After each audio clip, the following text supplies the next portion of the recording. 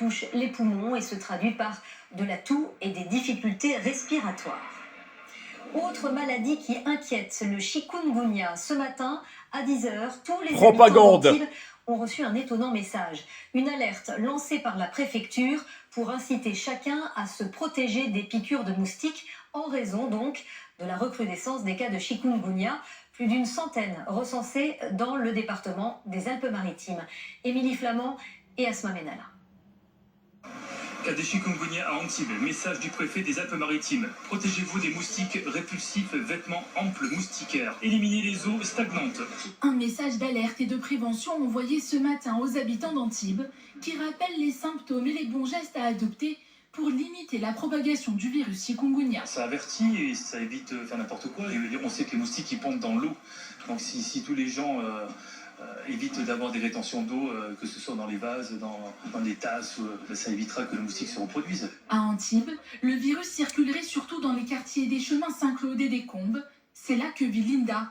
Avec ses voisins, ils ont pris des mesures radicales. Comme on arrose pour entretenir la pelouse, du coup on a demandé à la copropriété d'arrêter.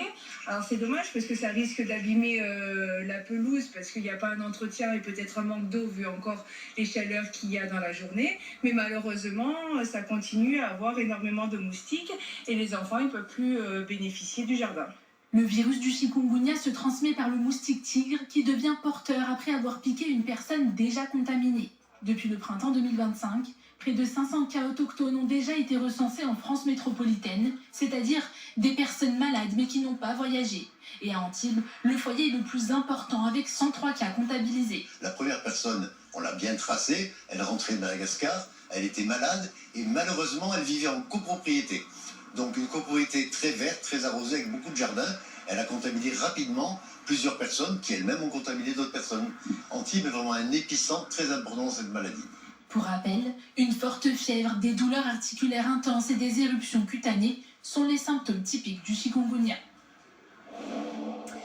Vous l'avez